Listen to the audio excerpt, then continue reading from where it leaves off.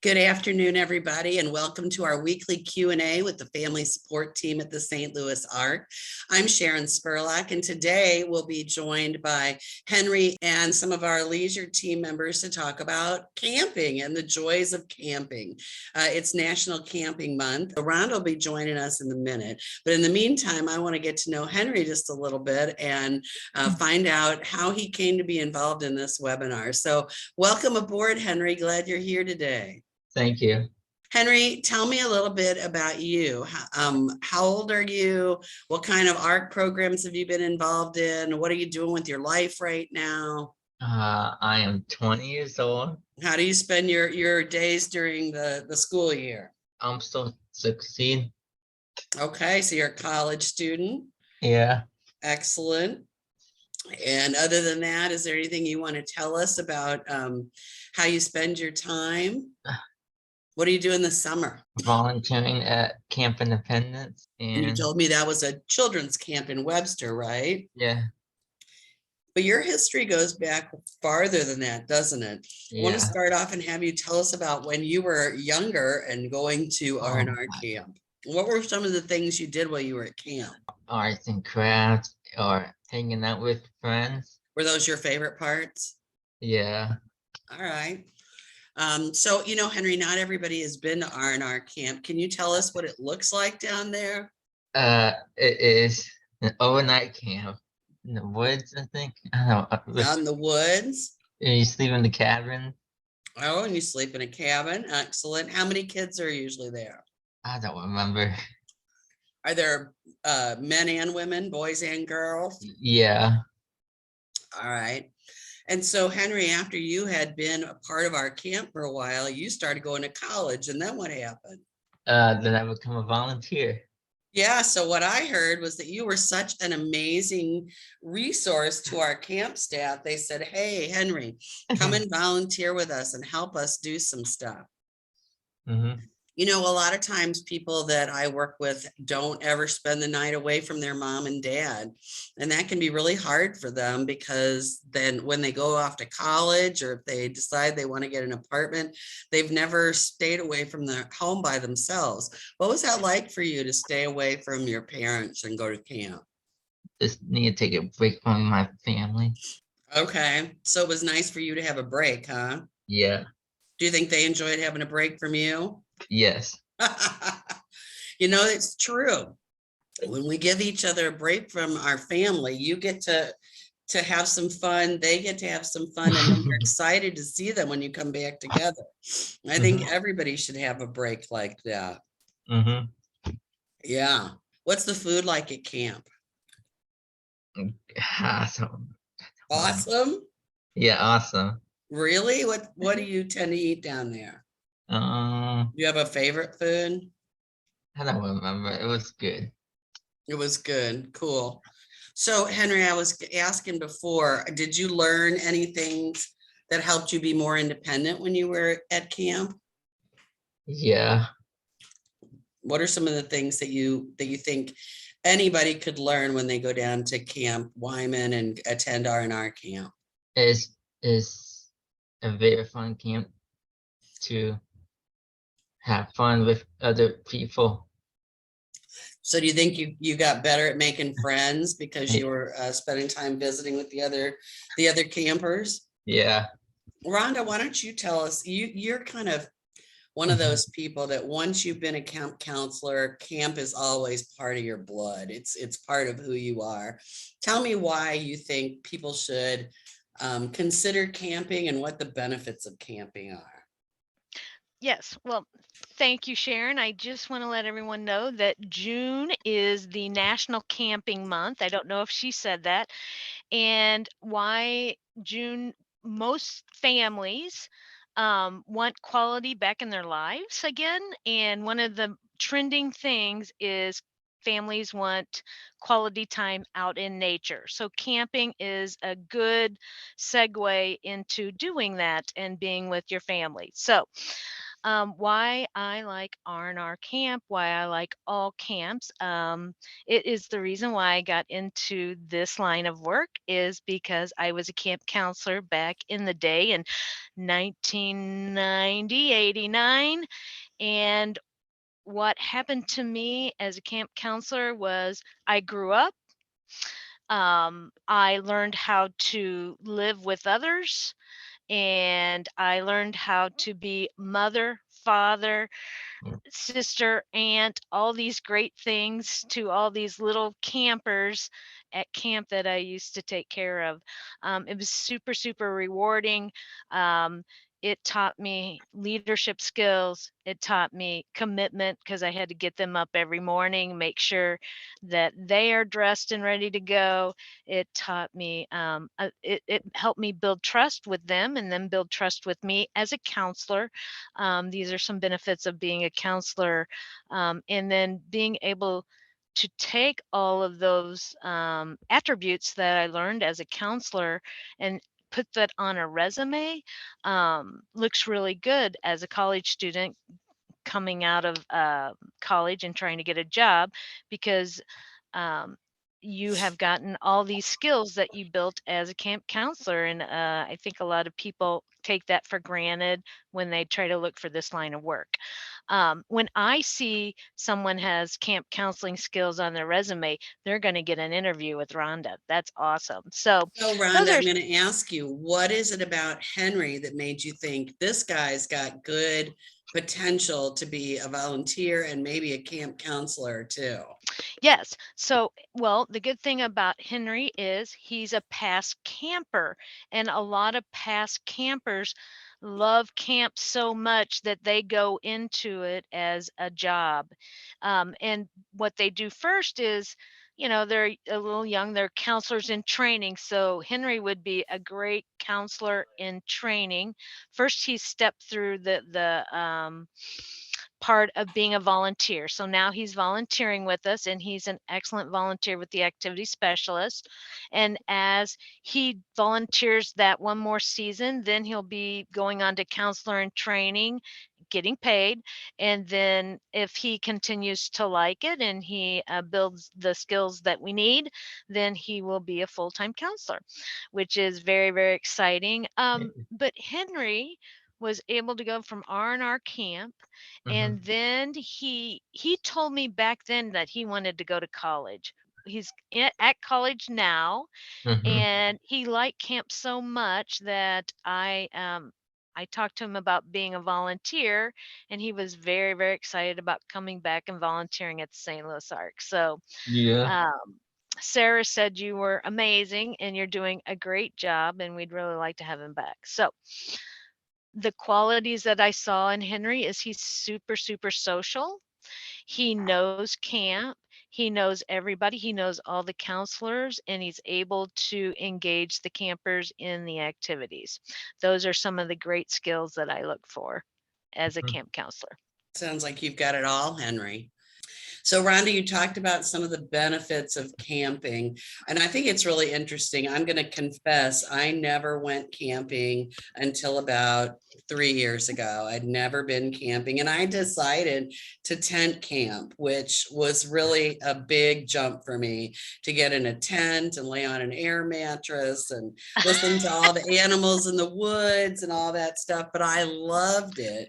So, what are some different ways families can experience camping? You don't have to go drive for days away and pitch a tent. There's lots of different ways you can camp, right? Yes. One way is to rent a travel trailer and hook it to, if you have a truck, and pull it, and that's called glamping. We like to call that glamping. If you don't have the truck to pull the travel trailer, you can also rent the travel trailer and have them set it up at the site, and it'll all be set up for you, and you can be in that. You can also just without a tent, just have a sleeping bag, make a fire and sleep on outside. You could uh, pitch a tent in your backyard if you like. There's several different ways. The great thing about Missouri is it is a cave state and it's a river state. You don't have to drive very far to find beautiful area and be out in nature to go camping. And Yeah, one thing just I noticed when I did go camping is that in addition to the campsites, they had quite a few cabins. yes, cabin camping is another great way to enjoy nature and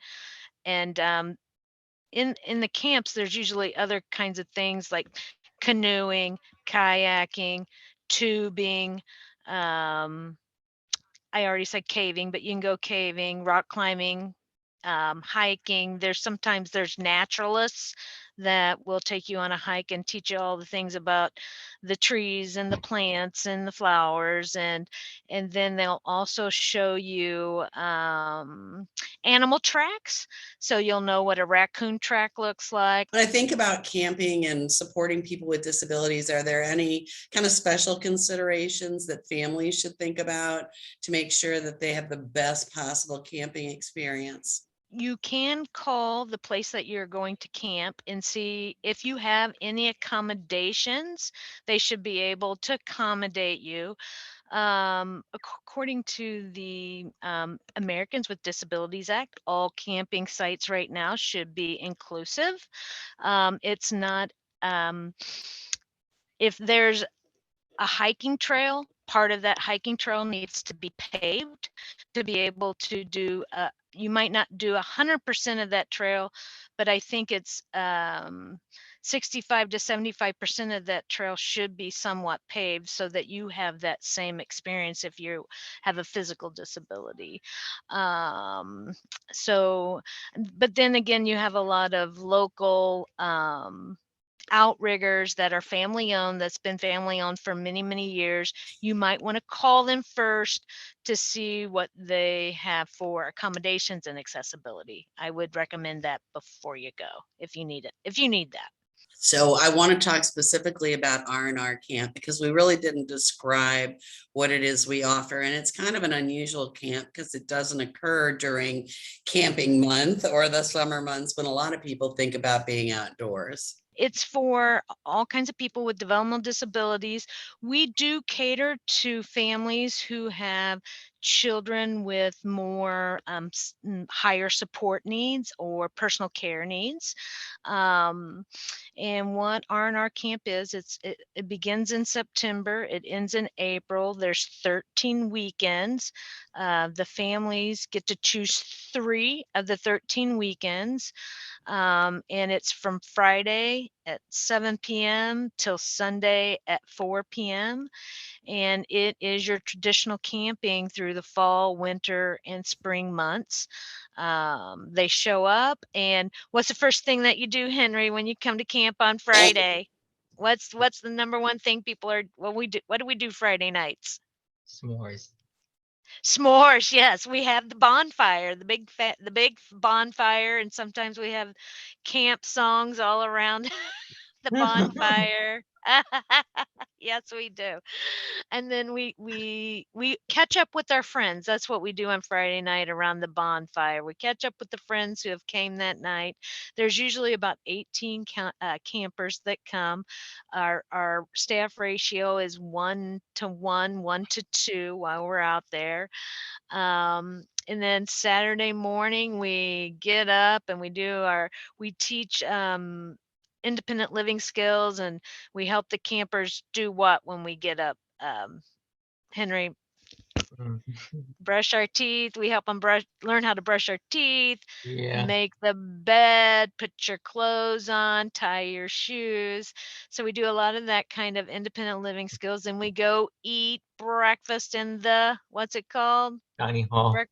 The dining hall. The dining hall is where we all gather and we have a promotion of socialization and catch up again with our friends and talk about who slept all night and who didn't, the good stuff, right, Henry? Yeah. And then Saturday's filled with all kinds of activities like fishing, canoeing, hiking, Mhm. arts and crafts is a big one. What's one of your favorite things at camp that you like to do, Henry? Um, arts and crafts. Arts and crafts, yes. So we do arts and crafts, and we do that during the day. And then in the evening, we have a big entertainment or evening of entertainment, which could be a dance party, karaoke party. We hired Fred Bird to come and hang out with us. We do all kinds of things on Saturday evenings. And then on Sunday, same thing. We get up, we get dressed, we go to breakfast, we have activities, and then the parents start arriving around 4 o'clock. And some benefits of campers is socialization. That's one of the big things that we want to campers to gain when coming to R&R camp. We want them to grow their confidence, so one day they're able to leave camp and go to UMSL Succeed, kind of like Henry got to do. Another thing that the campers learn is caring about the community and the environment. We try to do that kind of stuff of education of environmental programs and things like that. And the number one thing that I like for the campers to know is self-reflection or cultivating self-reflection. So it's a great time to disconnect from your phone, the computer, email, text, and have that great time spent in nature. That's probably one of the best things that R&R is all about, is we let all that stuff go. And when families are out camping and all of us, letting all that go and just taking a breath, taking a moment, listening to the birds, looking at the trees, hear the wind whistling through the leaves is probably one of the best things that I love when I go camping. I want to make sure we talk about working as a camp counselor, because that's something, it always surprises me when we have trouble finding staff, because it sounds like such a fun job. So Rhonda, tell me about what a day in the life would look like for a counselor. Well, my number one rule for any counselor and for myself is to have fun. They're going to have fun. So when they have fun, then I know the campers are having fun. A day in the life of a counselor would be waking up and teaching all those skills that I was talking about. Making your bed, getting dressed, brushing your teeth, going to the restroom, washing your hands afterwards, and then going and eating. And then the good thing about in the dining hall, we're learning all these independent skills like putting your plate up, putting your fork in the right, learning where the recycle bins are and what is recycled and what is thrown away as trash, going through that environmental stuff that we like to teach them. The thing about R&R camp is individualized based. We have about 3 different activities that they can choose to go to each time slot. So they could go to arts and crafts, or they could do outdoor activity, or an on your own activity in we put out these crates, and if they want to be by themselves, they're more independent, they can do independent things in the crate. Other things as camp counselors, they motivate and try to engage campers who might not know what's going on, meaning they're not aware of what kickball really is or softball. And so trying to get them engaged and involved is a big part of being a camp counselor as well. So Henry, what's been your favorite activity to be involved in as a volunteer counselor? Showing over where to go. Okay, so giving people some directions. You know, one of the cool things, I think you're a college student now. Our Yeah. camping weekends tend to fall during the school year. So it's a perfect job for somebody in school for any kind of work that's going to involve people to come and spend a weekend with us and have a good time, but learn some skills like Rhonda said that you can put on a resume. I think having the experience you've got, Henry, is going to help you find some good jobs. So real quick, Rhonda, I want to give a shout out to our partners at the Recreation Council. Right now, it's pretty late in the day to be looking for summer camp experiences, but there are a few camps that are not 100% full right now. So I'll just say, if you feel like you still are trying to get your child or adult child into a camping experience, at this point, I would call the coordinator for the county you live in through the Yes. Recreation Council and have them help you figure out what is still available. All Are those there things. other resources you would direct people to? Yes, so you can go to the Missouri Conservation Department, MDC, to find out all the state parks in Missouri. You need to be on top of your game if you want to get a good camping spot at a state park or a national park. The Missouri Parks and Recreation Association is another good place to start to find kind of your local places, and then just Google outdoor camping in Missouri and all your campsites, or outdoor camping in Southwest Missouri, Eastern Missouri, Illinois, Kansas. You'll find all kinds of great spots. So, I think the other place we tend to refer people is it Blueprint for Fun oh, or yes, Blueprint for Blueprint. Summer? Yes, Blueprint for Summer is now just Blueprint 4, because they're doing much more than just a summer camp now. They do educational activities during the school year. So it's just Blueprint 4. That is for youth campers ages 0 to 12, 13. So any type of day camp or overnight camp, definitely can look them up. The YMCA Trout Lodge is another excellent place that your son or daughter can go to summer camp, and B, you can actually stay in the hotel and enjoy being in the hotel while they're at summer camp. That's a good pairing that families like to do if this is your first time sending your kid, because I do know that families are very, very nervous. If you are nervous, a good accredit look to see that the camp that you want to send your young child to would be the American Camping Association, to make sure they're ACA accredited. If they're ACA accredited, then they have to go through all these standards and safety measures to be able to be in operation. So that would be a good starting point for parents sending their young kids camp. I hope everybody here finds a way to get outside and enjoy nature, whether it's overnight camping, a day hike, or some other great way to explore your neighborhood. Get out and enjoy the great outdoors during National Camping Month.